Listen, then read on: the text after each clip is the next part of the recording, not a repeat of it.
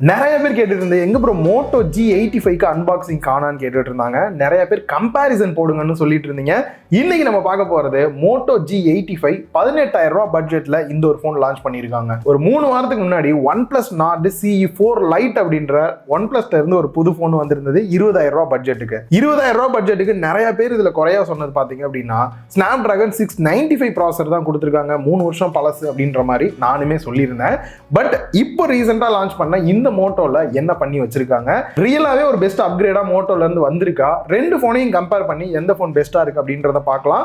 நீங்க பார்த்துட்டு இருக்கிறது லவுடலி டெக் சேனல். நான் சுகுமார். வாங்க வீடியோக்குள்ள போகலாம். ஃபர்ஸ்ட் டிசைன் எடுத்துக்கிட்டோம் அப்படின்னா OnePlusல ஃபுல் அண்ட் ஃபுல் இந்த பிளாஸ்டிக்ல தான் வந்து யூஸ் பண்ணிருக்காங்க. பார்க்கிறதுக்கு கொஞ்சம் கிளாசி ஃபினிஷ்ல இருக்கிற மாதிரி கொடுத்திருக்காங்க.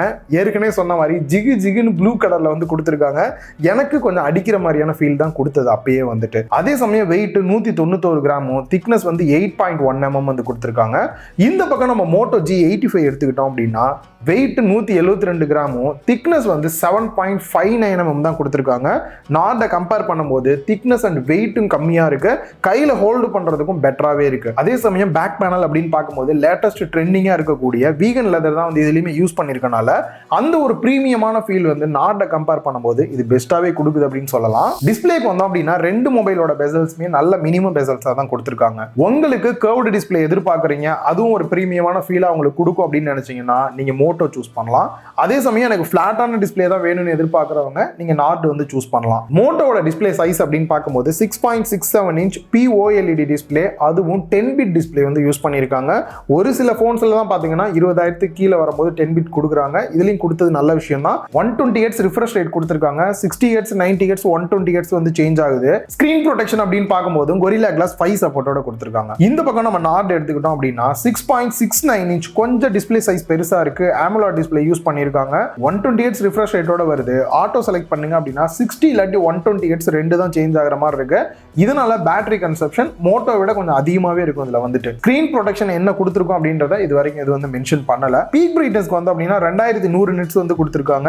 அதே சமயம் நம்ம மோட்டோல பார்த்தோம் அப்படின்னா 1600 nits வந்து கொடுத்திருக்காங்க. இன்டோர் அவுட்டோர் டைரக்ட் சன்லைட்ல கூட பாத்தீங்கன்னா ரெண்டு டிஸ்பிளேலயும் ஒன்னும் பெரிய வித்தியாசம் இல்ல, நல்லாவே தான் இருக்கு பாக்குறதுக்கு. ஓவரால் டிஸ்பிளேயோட குவாலிட்டி அப்படின்னு வரும்போது நார்ட கம்பேர் பண்ணும்போது இந்த இடத்துலயும் மோட்டோ வந்து பெஸ்டாவே பண்ணிருக்காங்க.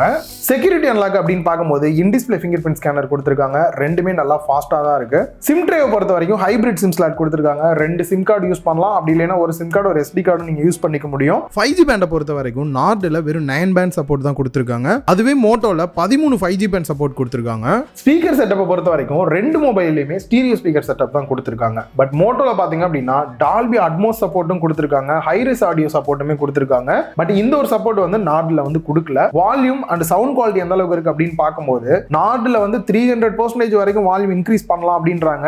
இந்த அளவுக்கு ஃபுல்லா வச்சாலும் கூட மோட்டோவை கம்பேர் பண்ணும்போது ரெண்டுத்தோட சவுண்டுமே எனக்கு ஈக்குவலா இருக்கிற மாதிரி தான் இருக்கு. சவுண்ட் குவாலிட்டி அப்படின்னு பார்க்கும்போது இந்த டால்பி அட்மோஸ்லாம் கொடுத்திருக்கனால கேட்கறதுக்கு இன்னும் கொஞ்சம் பெட்டராவே இருக்கு மோட்டோல. பேட்டரி கெபாசிட்டிக்கு வந்தோம் அப்படின்னா மோட்டோல 5000 mAh பேட்டரி கெபாசிட்டியும் 33 watts ஃபாஸ்ட் சார்ஜிங் சப்போர்ட்டோட கொடுத்திருக்காங்க. அதே சமயம் நார்ட்ல பார்த்தோம் அப்படின்னா 5500 mAh பேட்டரி கெபாசிட்டி கொண்டு வந்திருக்காங்க. ரியலாவே இது ஒரு நல்ல மூவா தான் இருந்தது. அண்ட் அதே மாதிரி 80 watts ஃபாஸ்ட் சார்ஜிங் சப்போர்ட்டோட கொடுத்திருக்காங்க. அண்டர் 20Kல இதை எதிர்பார்க்கறது ஒரு பெரிய விஷயம் தான். பட் நார்ட் வந்து அதை பண்ணியிருந்தாங்க. சார்ஜிங் ஸ்பீடு அதிகமாக வேணும்னு நினைக்கிறவங்களுக்கும் இந்த பிரைஸுக்கு நார்ட் ஒரு பெஸ்ட் ஆப்ஷனா இருக்கும். பேட்டரி லைஃப் அப்படின்னு வரும்போது மோட்டோ 1 டேக்கான பேட்டரி லைஃப் தாராளமாக கொடுக்குது. நார்மல் யூஸ் பண்றோம் அப்படின்னும் போது நார்டோட பேட்டரி லைஃப் மோட்டோவோட பெட்டராகவே இருக்கு. நார்மல் யூஸ்லாம் பண்றவங்களுக்கு 1.5 நாள் கிட்டக்கே வந்து பேட்டரி லைஃப் கிடைச்சிரும். அண்ட் ஃபாஸ்ட் சார்ஜிங் எதிர்பார்க்கறவங்களுக்குமே நார்ட் இந்த இடத்துல ஒரு பெஸ்டான சாய்ஸா இருக்கும். அண்ட் ஓஎஸ்க்கு வந்தோம் அப்படின்னா நார்டில் ஆக்சிஜன் OS 14 ஆண்ட்ராய்ட் 14 பேஸ் பண்ணி ரன் ஆகிற மாதிரி கொடுத்திருக்காங்க. செக்யூரிட்டி பேட்ச் அப்டேட்டை பொறுத்த வரைக்கும் ரெண்டு மொபைல்லையுமே ஜூலை வரை கொடுத்திருக்காங்க. இவங்க ப்ராமிஸா கொடுக்கக்கூடிய அப்டேட்ஸ் அப்படின்னு பார்க்கும்போது OnePlusல 2 வருஷத்துக்கான சாஃப்ட்வேர் அப்டேட்டும் 3 வருஷத்துக்கான செக்யூரிட்டி பேட்ச் அப்டேட்டும் கொடுக்கறதா சொல்லியிருக்காங்க.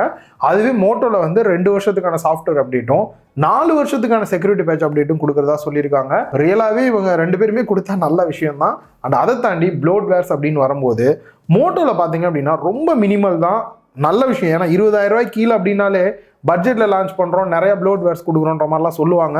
பட் இவங்க வந்து எதையுமே வந்து அதிகமாக புஷ் பண்ணல. எனக்கு தெரிஞ்சு 1-2 தான் இருந்தது, நோட் பண்ணுற விதமாக கூட இல்லை. அதே சமயம் நார்டு எடுத்துக்கிட்டோம் அப்படின்னா நிறைய ஆப்ஸ் வந்து நல்லா பார்க்க முடிஞ்சது. அதை தவிர்த்திருந்தாங்கன்னா நல்லா இருந்திருக்கும். இந்த இடத்துல கொஞ்சம் கிளியராக ஒரு பியூரான ஓஎஸ் எதிர்பார்க்குறவங்களுக்கு மோட்டோ வந்து பெஸ்ட்டாக இருக்கும். மற்ற ஸ்மார்ட்டான ஃபீச்சர்ஸ் பார்த்தீங்க அப்படின்னா இன்னைக்கு எல்லா ஃபோன்ஸ்லையுமே வந்துருது. அண்ட் அதையும் தாண்டி சில ஹைலைட்டான ஃபீச்சர்ஸ் அப்படின்னு பார்க்கும்போது சில கெஸ்டர்ஸ் கண்ட்ரோல்லாம் கொடுத்துருக்காங்க. அண்ட் ஸ்மார்ட் கனெக்ட் ஆப்ஷன்லாம் கொடுத்துருக்காங்க. உங்களோட மானிட்டரோட டைரெக்டாக கனெக்ட் பண்ணிக்க முடியும். இது வந்து நம்ம பட்ஜெட் ஃபோன்ஸில் பெருசாக பார்க்க முடியாது. ஃபேமிலி ஸ்பேஸ்லாம் கொடுத்துருக்காங்க. இந்த மாதிரியான ஃபீச்சர்ஸ்லாம் நிறைய பேருக்கு வந்து யூஸ்ஃபுல்லாக இருக்கும். கேமரா செட்டப்புக்கு வந்தோம் அப்படின்னா நார்டில் 16 mega pixel selfie camera aperture value 2.4 கொடுத்துருக்காங்க.